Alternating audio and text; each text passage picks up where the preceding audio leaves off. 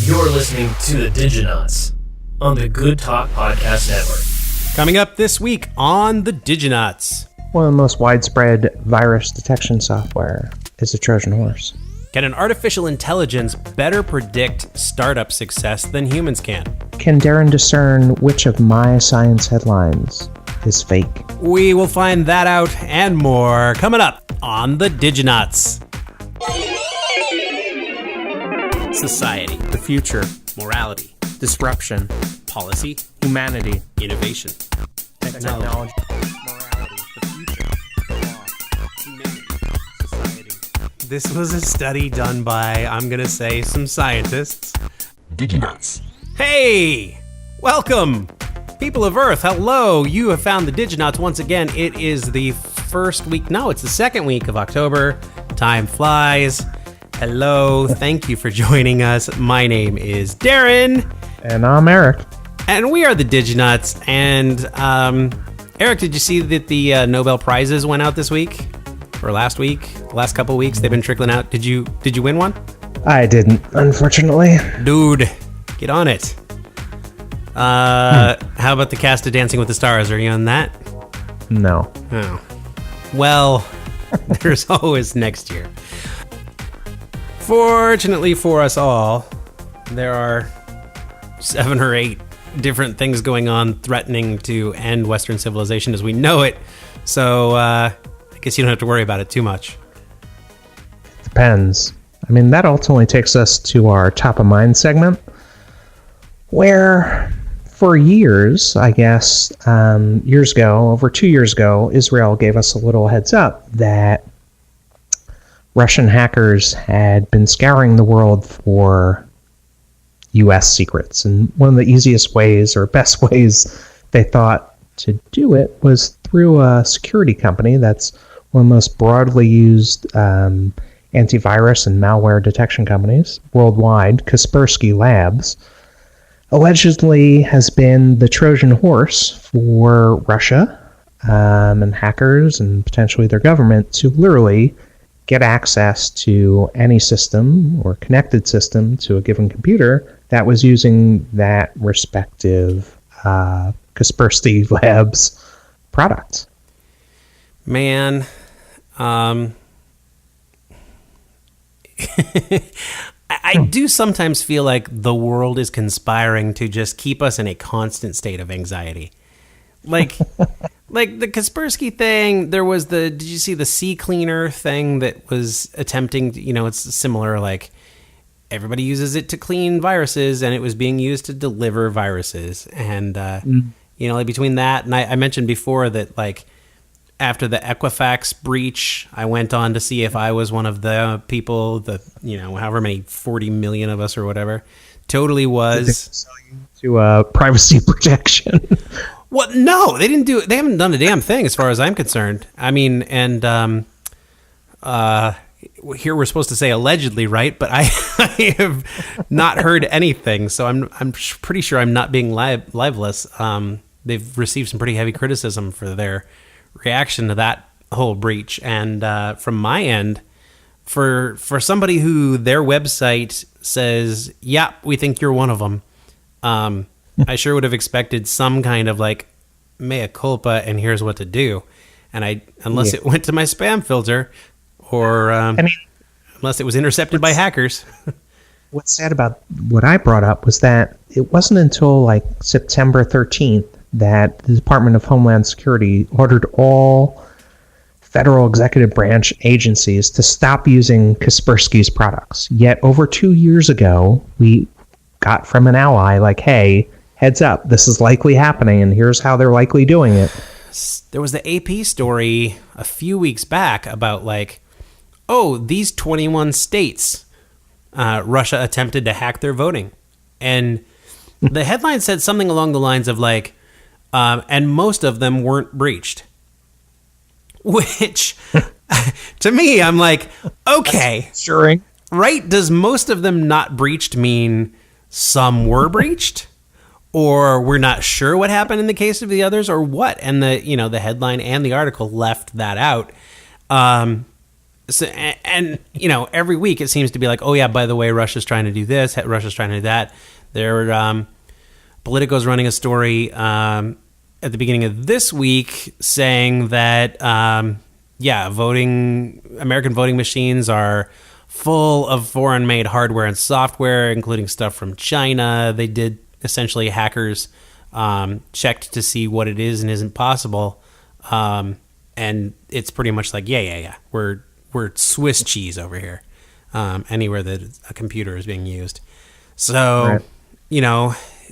You put that next to a story like the Kaspersky story where intent is clear, like, and maybe it's just the standard harmless, the U.S. was doing the same thing to Germany and tapping Merkel's phone, right?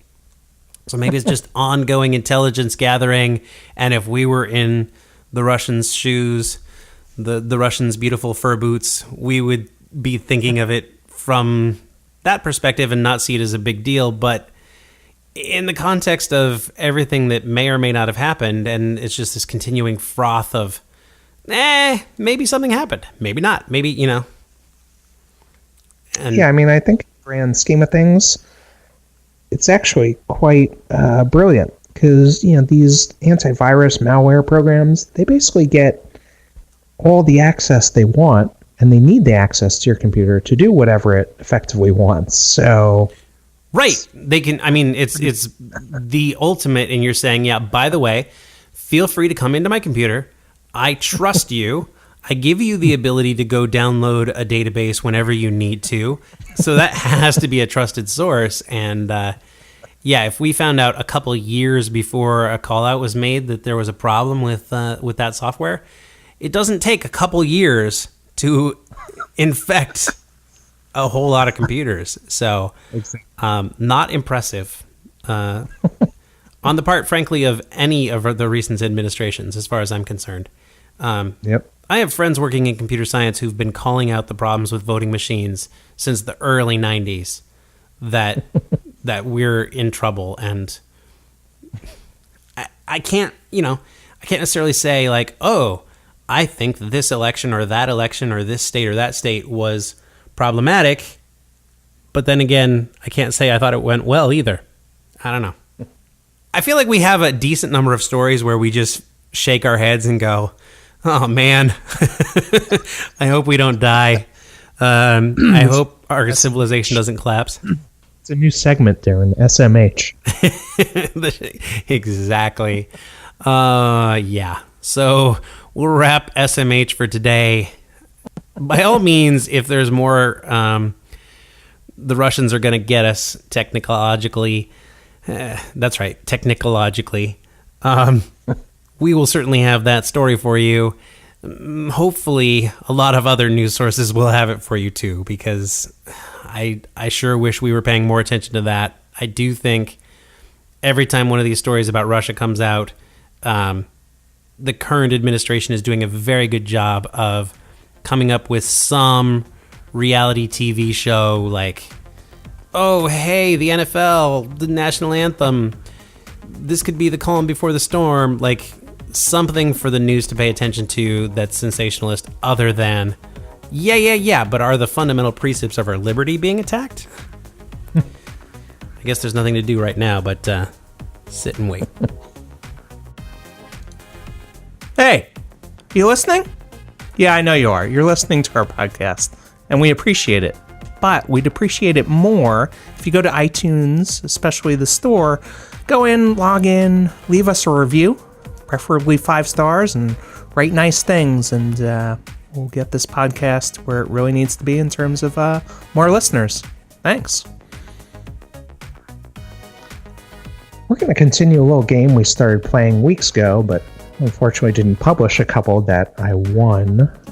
Mind you, I'm 3 out of 4 compared to Darren's 0-0 record. Anyways. There is no proof of anything you're talking about. First of all, it's 2 for 3. Second of all, nope, it's 0 and 1. Well, let's just rebrief our listeners. One of us, in this case me, this week, will read off 4 headlines, a little background on those headlines, and Darren will have the opportunity to identify which one of those 4 is actually a lie or fake news, whatever you want to call it. Are you ready? Headline liar's poker. I am so ready. Because here's the thing. If I can somehow manage to pick out your BS headline after last week, and as we're rebriefing the audience, let's just say, not only did you not guess my lie headline last week, you took stabs and guessed every one of my real headlines. My domination of the game last week was so complete in the one that we recorded that if I happen to win today, then we should almost retire the game. Just kind of setting the expectations where they belong. Keep boasting, Trump, and all right. your demise. Bring them on. Bring them on. 4 headlines. All right. Let's go. Article 1. Study found that far-sighted children fall behind in schools compared to other non-far-sighted children. And ultimately, the study looked at preschoolers and kindergartners and really identified that they have a harder time paying attention, and that could ultimately put them at risk to fall behind in school based on this study. And this study came from my alma mater, Ohio State University. Thank you very much. And overall, children who were even moderately farsighted, based on results of eye exams and how they performed at the start of the study versus the end of the study, were significantly more likely to have poorer scores on attention-related tests. So that's Article 1. Which one is farsighted again? Does that mean you can't see things that are... They can see what's far, they can't see what's near. Okay. Basically, the whatever sighted, it's what they can see versus what they can't. I suppose that makes sense. So if I'm nearsighted, I would have a harder time seeing, say, a chalkboard. Exactly. All right. Ready for Article 2? I'm so ready. All right. So as we mentioned earlier, more and more privacy breaches ranging from Equifax to retailers to e-tailers, you name it. Privacy is ultimately non-existent. So one of the aspects of privacy is social security numbers. So you have someone's social security number based on a breach or based on anything, right? That's your key to a castle, so to speak. So ultimately, a researcher named Gunnar Skurbeck from the University of Bergen basically is proposing and working on using like a private blockchain to replace social security numbers by 2020. Interesting. Yep. Now, everybody at home should know that we should publish the video of this at some point, because each of us is looking at each other face to face via video chat. But we also have the microphone set up with the pop filter, which, if you're not familiar, it's the sort of like circular felt area that is designed to help like keep air from popping when you pronounce P noises and keep you from, frankly, from spitting into your microphone. These are right over our faces, so we kind of see each other's eyes, but the effect is almost as if Eric has a veil. So if there's any kind of snicker or smirk or anything going on, I can't see it. It's being hidden. I think, soon enough he'll have like, sunglasses on a la Poker All-Stars, etc. We'll see. So the second story was there's a move to replace Social Security with blockchain. Yep. And it's from the University of Bergen? Yes. Okie dokie. All right. Article 3. Another study basically realized or identified the fact that personification of places can make people want to travel there, which is really interesting. So Ultimately, they were saying that people who see animals as people, hence personification, right, assign human traits to non-human objects, are more likely to travel to destinations that are presented as being human-like, according to this research. So if you think about it, they found that writing about a destination as if it were human could boost its appeal as the ultimate travel destination. A couple researchers, Kate Leatherin, Professor Brett Martin, Dr. Hyun Sung Jin, all from the QUT Business School, found that writing about a destination as if it were human could boost its appeal. This was published in the Tourism Management Journal. And to give you an example, let's see. So they used an example where this ad to travel to like Paris or Rome, half of them saw an ad where the destination was personified, referring to the city as she, while the other half saw an ad that referred to the city as it. That's the only difference in the study, was whether the pronoun had a gender. That's one example that they wrote about. There may have been others. It's not a print ad that has Paris is a raccoon or something. I think that takes it to an extreme. Just check it. That may very well be the case. Like Geico has its own animals. Maybe they're that's helping people migrate and choose Geico. I don't know. Okay. That's a whole nother study. But another example is like Paris welcomes you, right? Like Paris can't fucking welcome you. Can't fucking talk to you. You know what I mean? That would be metonymy or some, I forget my 11th grade English terms. Anyway. All right. Number 4. This one I'll categorize as or describe as invisibility is within sight. Now, if you think about the sky, right? The scattering of sunlight from gas molecules in the atmosphere is what makes the sky look blue, ultimately allowing us to see what would otherwise be transparent. Are you with me? Sure. The sky is blue. It is, but you understand why. Yes. Now, what they're saying now is that there's instances where the particles are smaller than the wavelength of light that hits them, which ultimately makes them invisible. Right. Because nothing can reflect off of it, and therefore, if it doesn't have a reflection, it can't be seen. Exactly. So let's recap. So that makes invisibility in reach somehow? Yes. Okay. Let's recap. Recapping.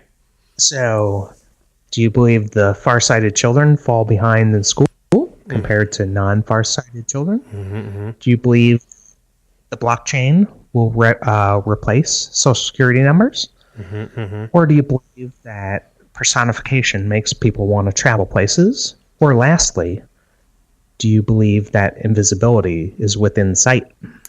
Okay. You've done a masterful job of keeping everything close enough to the truth so that whichever one of these is BS is like it's about splitting hairs somehow. So you're setting yourself up to get me on technicalities. I feel confident in this. Oh my God. You want to see how the sausage is made? This is how the inside of my brain works. All right. So, the first story, I completely believe that vision would impact academic performance. It's one of the basics as a teacher. If you have a kid who's having problems, one of the things you think about is, does the kid need to go to the eye doctor? I've experienced that before, but I've been a teacher before, so you might be playing upon my background in order to try to attempt to lure me to that story. The other interesting thing is, in theory, it should be somebody who is Nearsighted is the other way, right? Because it would be somebody who has a problem seeing the chalkboard, who in turn has academic performance issues. But you also specifically made it about attention. So blah-de-blah. I don't know. That's not a huge revelation-y kind of thing, which makes me believe that it's possible as a story. The second one, blockchain replacing Social Security, makes so much sense. It connects in with all the blockchain conversations we had in a recent episode. Super believable, which makes it all the more tempting as the possible BS story. Eric's blinking a little bit extra as I say this, just so you know. Number 3 was, what was number 3? That is personification of places. Personification, I completely believe this one. First of all, it's like not sciencey enough that you would have reached for it if it wasn't true. And like that is how human brains work. I completely believe that effect. So I'm not calling number 3. Number 4 was invisibility. And this invisibility shit floats around constantly, right? Like they're constantly making breakthroughs and claiming like, and the headlines are always super poorly written, like, oh, we're totally going to see invisibility any minute now. But what they really mean is like particles are able to deflect light sometimes or reach, you know, it's always on the nano level or micro level. So I believe that story. I'm going to say that the fake story is your blockchain story. You are correct. Boom! Ultimate champion of this game. And here's the hole in your armor. You can't.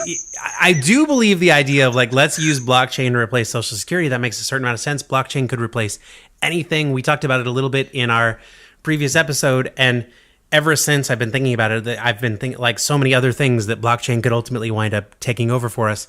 But you mentioned Social Security, and then you mentioned a European university, and that was my like.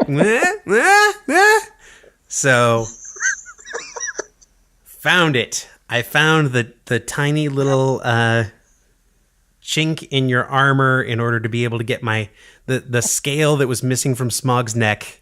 I found it. Nice. So wait, if I used an American university, would it have been much, much tougher to parse out. That was my like, that doesn't add up, right? Because why would someone from a German university be attempting to replace Social Security? In European places, they call it, a social insurance number? I think that's what they call it in Canada. I don't know about, well, whatever. It's in Germany. So it was close. And then the other two I believed. The nearsighted, farsighted one, I almost thought might have been the technicality. But bravo. Well played, sir. If only you played at my level, then maybe you would have had a chance. But I believe the score is 2-0 for everybody keeping track of officially recorded episodes. Maybe this segment will come back. Maybe there's no point because a clear champion has been identified. Thank you very much.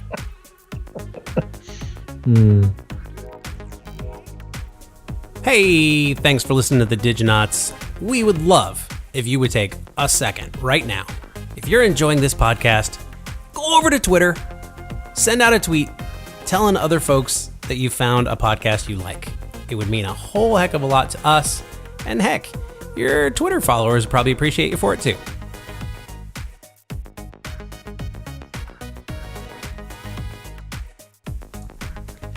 Time for segment 3, another installment of The Future File. Eric has a report for us on yet another "the computers are all going to take us over" story. They're quite possibly going to take over everything, right? Which can be good, can be bad. Ultimately, this one could impact VCs and investment funds, where basically a computer was asked to predict which startups would be the most successful. And ultimately, it wound up outperforming almost any historical fund except one that was basically started in like the dot-com bubble, right? Because that's when a lot of companies just came out of nowhere, and some of them still exist today, whereas others like pet.com went away. But they had a sock for their spokesperson. How could... Exactly. Wasn't that Socks them? can only get you so far. My bad. It was. Which was quite entertaining. But, it's intriguing because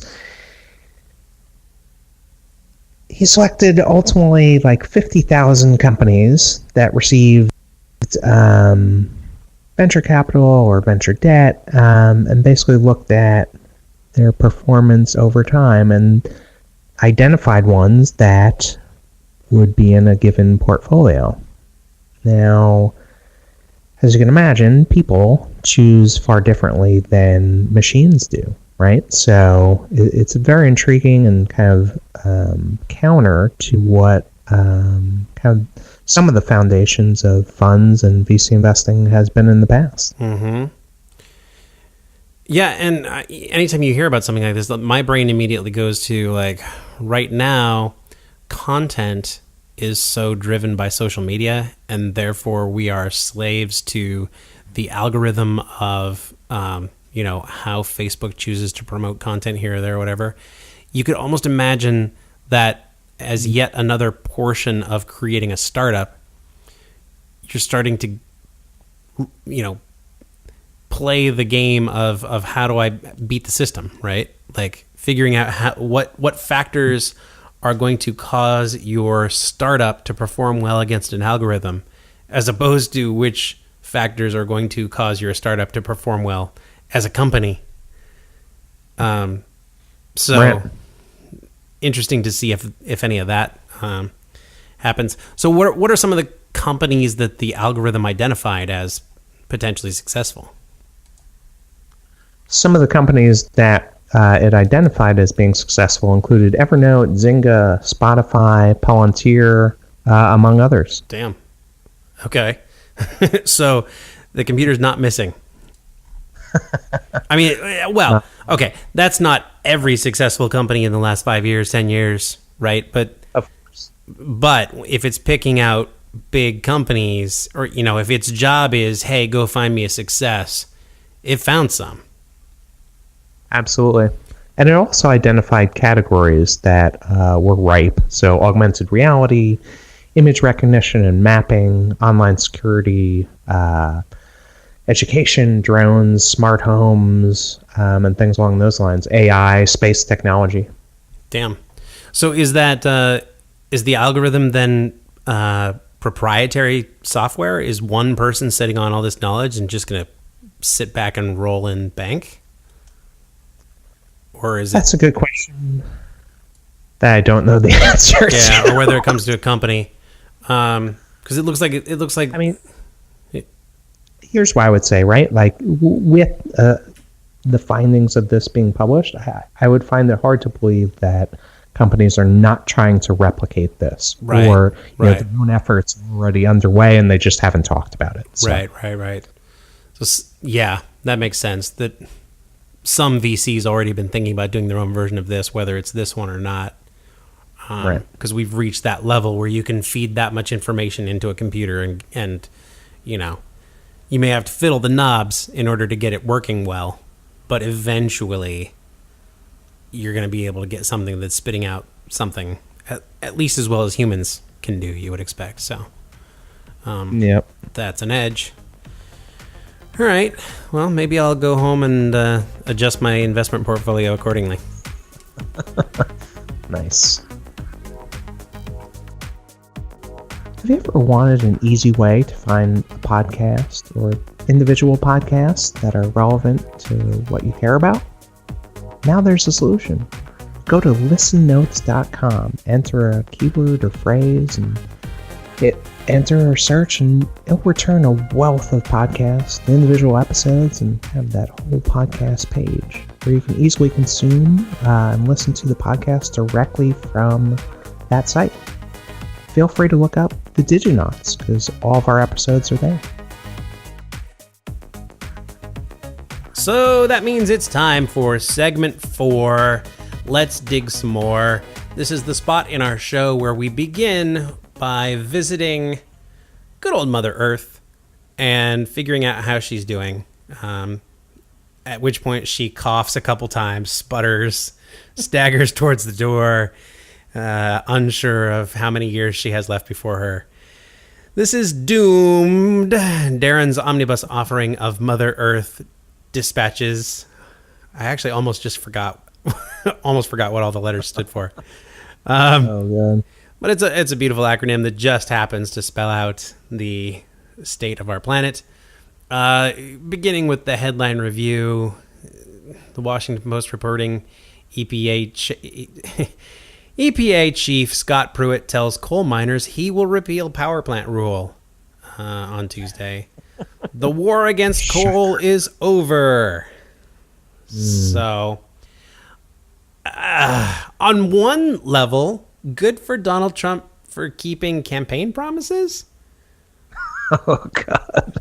No. I'm polishing the turd, right? Like, at least he's attempting to do what he said he was going to do as far as coal is concerned. Obviously. No points there. Yeah. Yet another attempt to roll back things that Obama has done. The Hill is reporting EPA chief again, I'd do away with wind solar tax credits. Because why would we as a society invest in alternative energy sources? The free market will make everything better. Oh, don't pay attention to any subsidies oil has received for the last 100 years. That's not part of the conversation. And Science Daily is saying flights worldwide face increased risk of severe turbulence due to climate change. That one's lovely for those of us who have to travel for business on a frequent basis. They're 2-3 times more likely to encounter turbulence than we once were, and at multiple levels. There's no hey, we're gonna fly above it. You just got to go through it and clutch your armrest. So, hooray! More Hyperloop, less plane. Yeah.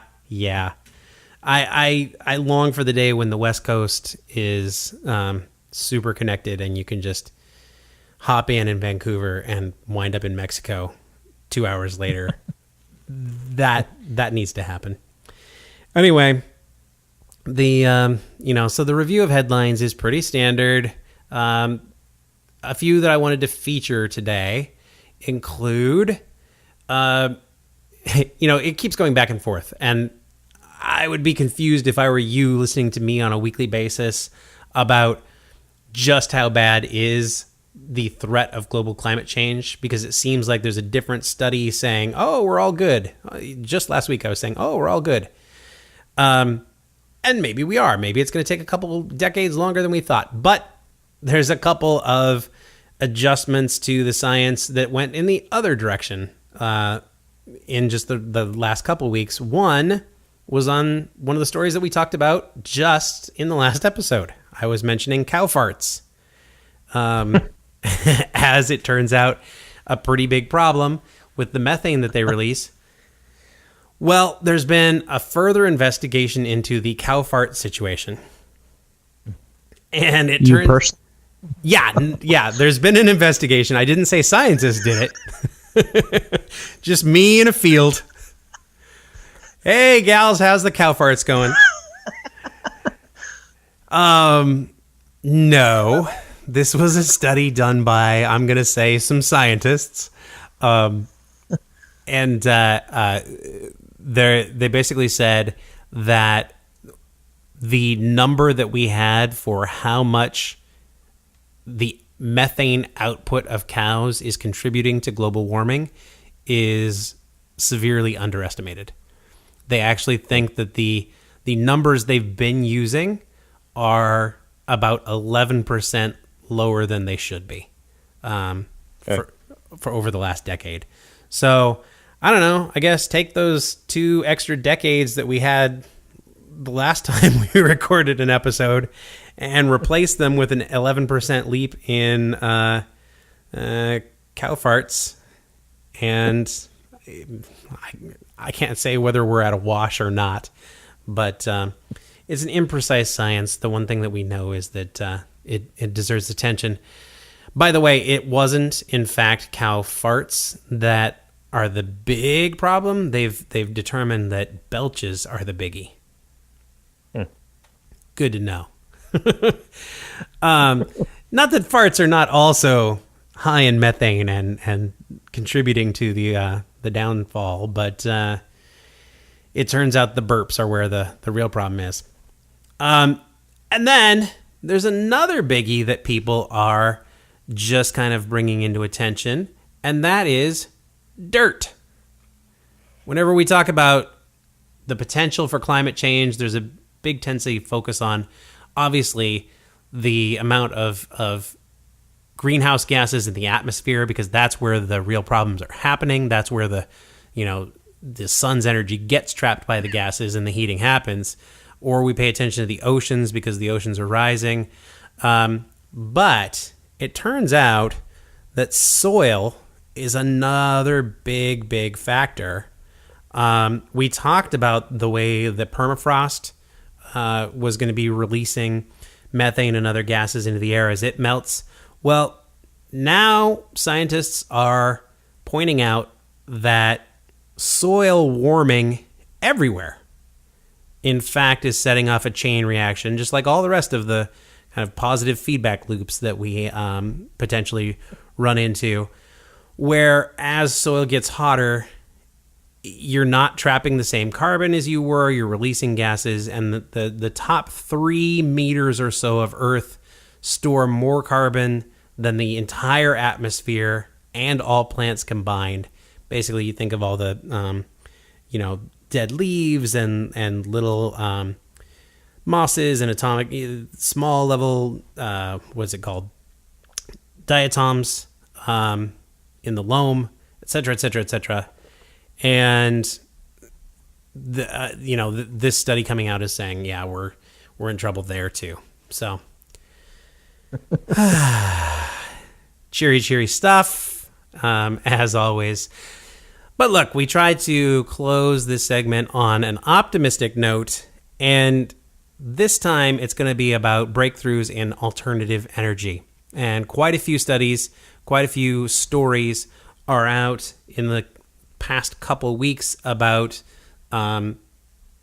improved outlooks on alternative energies.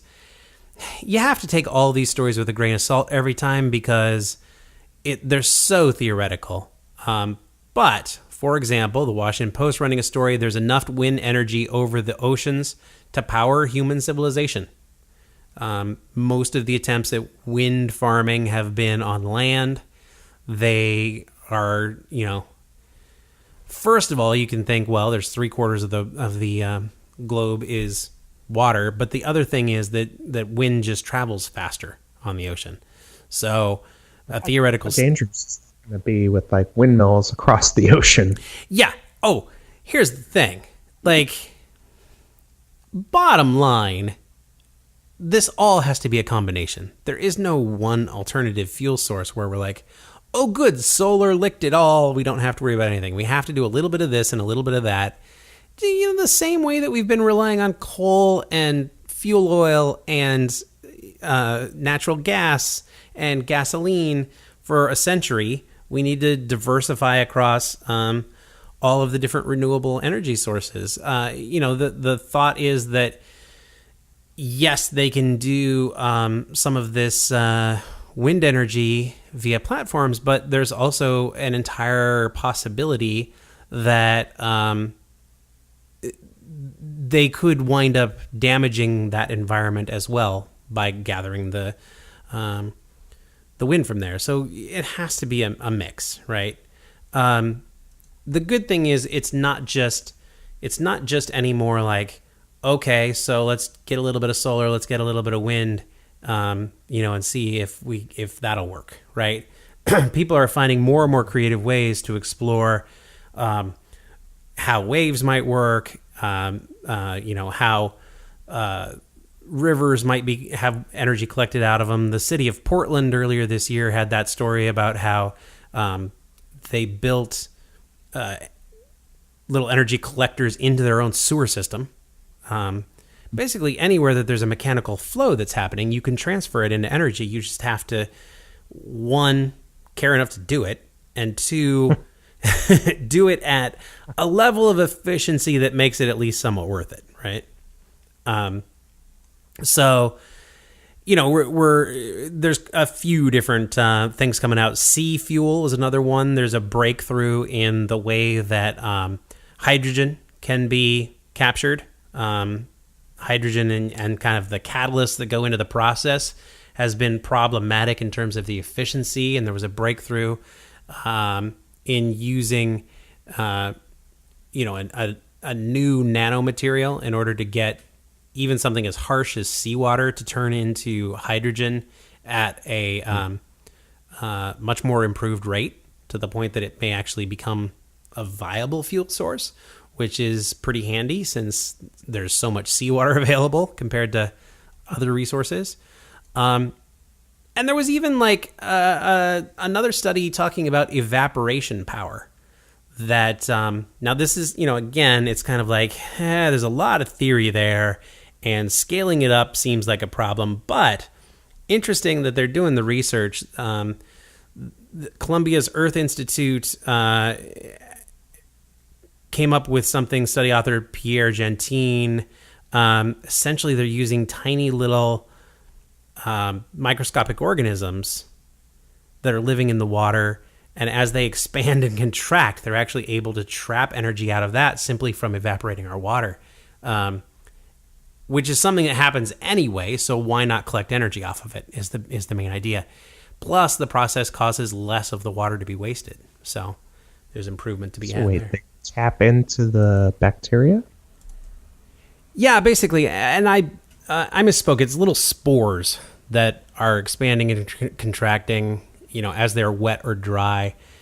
It's not super clear exactly what the technology is behind it. I don't understand it, and to me, this is where, okay, cool idea, but the scalability of that, does that mean that we have to have these little spore-studded materials everywhere? Isn't it dangerous to introduce that many of any kind of biological organism without having a lot of checks and balances on it, et cetera, et cetera? So we don't know the details, but it comes back to what I was saying before. It's always going to have to be a combination, right? Right. And there's going to be certain places in Arizona, solar is going to be a good answer. In Washington State, hydro is going to be a good answer, right? And so you want to have a few different possibilities that tap into what nature provides in that region. And similarly, the U.S. Department of Energy is throwing some money behind seaweed farming as a potential biofuel. This is a project out of Hawaii where they threw quite a bit of money into hey, can we, in this case, your biofuel kind of bridges a gap, right? You're not necessarily being as harmful as fossil fuels, but you're still able to use it in current technology while we continue to look for more things. And certainly seaweed is abundant and easy to grow, et cetera, et cetera. And it's tasty. And it's tasty. Yeah. I don't know if they're using that kind of seaweed, but yeah, to me, I worry about this one. I guess the U.S. Department of Energy invested $1.5 million, which, as far as government-funded projects go, that's not a huge investment. Plus, our country's election cycles constantly begin in Iowa, and there's a reason, corn subsidies are a factor in U.S. politics, and so by the time they get to Hawaii, where this is going on, the political capital may not be there for this to be a big thing. But again, if it's another quiver in the arrow of trying to solve how we handle the energy demand of our society, then cool. More research, the better.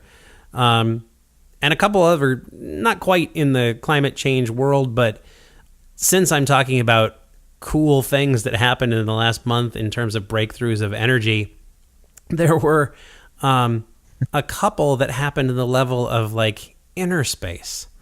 The researchers from Fudan University in China put together a way to harness electricity from your blood flow.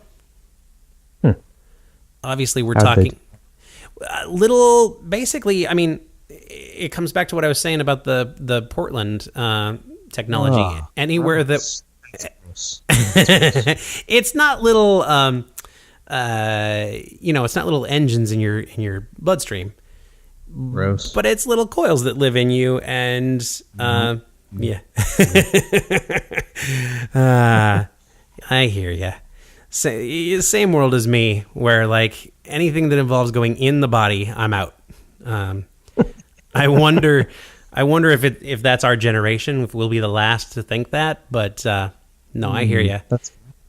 Well, here's the thing. Think about something like a pacemaker, right? That's a battery.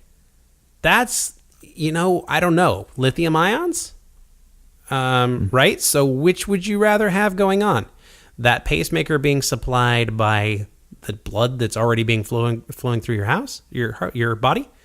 Or some noxious chemicals that have to stay in a little pouch before or they poison you. So, think of it more from the fact of like, if there's going to be an implant anyway, wouldn't you want that implant to be body safe? Right. And another breakthrough of something similar, a team of scientists from the University of Limerick are able to apply pressure to a protein that you can pull out of milk, out of egg whites, and even out of human tears. You should have made a look out of that. If you're a professor at the University of Limerick, you probably get really tired of being asked to present your research in the traditional 77557. But anyway, they observed that if they make crystals of lysosome, which is this protein that can be derived from human tears, they can get piezoelectric energy out of it. And instead of doing that off of, previously it's basically silicon quartz, which is silicon oxide, so I wasn't super wrong. But instead of having to, again, put a foreign substance in the body, they can be leaning on proteins as a way to be able to generate energy. That is potentially, a good breakthrough. Interesting. So that's my doomed report for this episode. Yeah, so let's emerge from doomed and head back into a topic we've talked a lot about in the past: autonomous vehicles. Now, predominantly the news and our conversations have been all around like cars, right?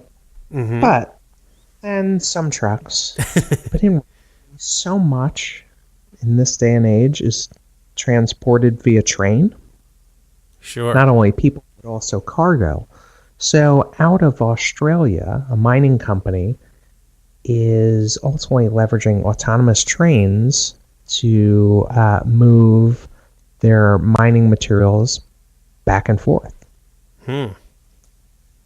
Which is interesting because it makes sense. I mean, it makes complete and total sense. I think that's the first time we've heard of it, though, right? Definitely from my perspective. And what's interesting, the Australians beat the Chinese to the punch. China was about to reveal their own autonomous train initiatives, but the mining corporation Rio Tinto basically was able to put it in current operation in the western part of Australia. Huh. I guess China's busy with their hyperspace engines or whatever it is they've claimed that they've put in space. Yeah, I mean, they have a lot going on. They also have 1.5 billion people to handle it, so they're going to do all right. Well, without a doubt. Now, more domestically, in the realm of autonomous vehicles and notably self-driving cars, the Senate finally and unanimously approved legislation which basically secures a future for self-driving cars in the country. So, it's finally received the seal of approval, so to speak, which is great. I'm amazed they could actually push that through, even though it makes sense. Like no resistance at all? Wait. We should dwell on this for a second. The entire damn Senate said yes to the same thing? Like, isn't half of them supposed to say no for no reason other than the other side is saying yes? They agreed based on what I've read, so. The other weird side of that is, like, this is always an interesting area of law to me where, like, was there previously a law that said cars can't drive themselves? It's an interesting question. I mean, show me where in the rule book it says that a donkey can't kick the football through the goalpost. You know what I mean? Like, you kind of have to have the situation come up so that you can make a rule that says, oh, and by the way, in the future, this can't happen. They weren't countermanding something that previously existed, right? They were just saying, oh, by the way, it's allowed now.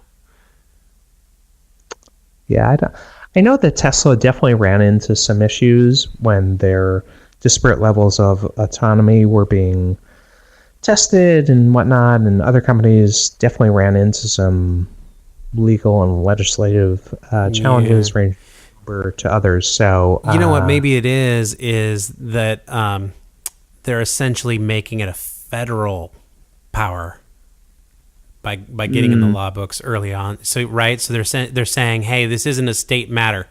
It isn't down to individual states to control what isn't and isn't allowed for autonomous technology. It's just plain legal in the U.S. That might be kind of part of the thinking. Yeah, that's probably along those lines. Now, in going into a similar yet related realm, AI and technology is going into places where people don't expect and probably couldn't even imagine. Not too long ago, Adobe, the makers of Photoshop, among other products like Premiere and whatnot, came out with a project that they called Voco, V-O-C-O, and based on kind of feeding it like 20 minutes worth of someone's voice, it could then replicate that person's voice. So you could literally have it start to create sentences out of the samples that it ingested. I saw the demo of that. You're able to basically type in something that you want that voice to say, right? Exactly. Now, obviously that has massive implications, but furthermore, it was a little archaic in the sense that I had to consume a lot of content in order to be able to then type and have someone, replicate someone's voice. Another company has basically demolished and superseded what Adobe has created. So this company is called Lyrebird, and it needs... At least they know who they are. Lyrebird? Well, now it's not spelled how that phonetically sounded. Okay. And I'm pronouncing it. Okay, I get it. Because Lyre bird. They're the famous. So I don't know how to. No, what it is it's an animal that exists in the wild that copies other animal sounds. Oh, interesting. So what's amazing about their tech compared to Adobe is that it needs nowhere near as much historical voice content as Adobe. And they actually put some clips up on SoundCloud. So they replicated Trump's voice like 7 different ways. They did Obama. And while some of them are, if you're really listening, and inherently I knew that they were fake, you can identify some areas where it doesn't quite sound right. But if you're not expecting, and if you don't know that this was, computer generated, then I'm telling you, this is quite a dangerous technology. Just plain sounds like a human, right? Because imagine, it literally sounds like those people. Now, furthermore, what's interesting, it changes the tone. So each track, like the 7 tracks that they uploaded for Trump and the X number for Obama, they all sound different, and that's inherent to the software because, when I'm talking and saying a given word or a sentence, I don't always sound the same, right? Like I could be emphasizing words at different places at different times in different sentences, right? Right. Even if you tried, you're going to say this sentence differently, whereas a robot's going to have the exact same problem. Even if they try, they're going to say it the same. But this technology, It sounds like, is kind of bridged that gap. Without a doubt. Now, there are good uses of it, if you think about it. With the like so many things. It could be used for good, by the way. And so like a good use case for this is like with the rise of voice search and all these voice assistants ranging from Amazon's Echo to Siri to Google, right? Like all these things, like you're talking to it talks back to you. And this could be used to literally impersonate, sound like, whatever you want to call it, a given person talking back rather than a computer talking back. So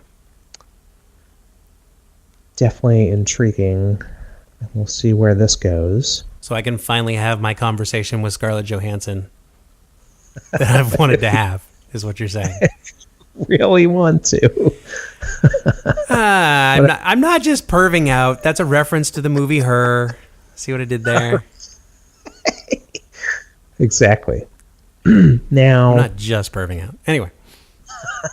Oh God. Did you see the dude who spent like $1 million and made a robot that basically looks like Scarlett Johansson? No. That's... Nor do I want to. Fair enough. I mean, people talk about the uncanny valley when it comes to robotics, meaning we're comfortable with things that are far enough removed from humans, and then once you get closer, the comfort level drops way, way, way, way down until it goes almost right up to the edge of being practically human. This thing, though it does look like Scarlett Johansson, is smack in the middle of that uncanny valley of like, that's creepy, dude. Like, you spent your life's fortune on making that terrible thing, but now he could borrow this company's technology and round out his mission, I guess. Anyway, but I digress. Stop that mission. Another area where AI is becoming interesting is that many companies have put AI against people in the form of games. So Google did it with the game, I believe it's called Go. Now AI is learning to basically play poker and beat them and bluff. So that's also intriguing. Above and beyond what it's done in the past. We should get Google's AI to play 3 headlines and a lie with us. see how we do against that.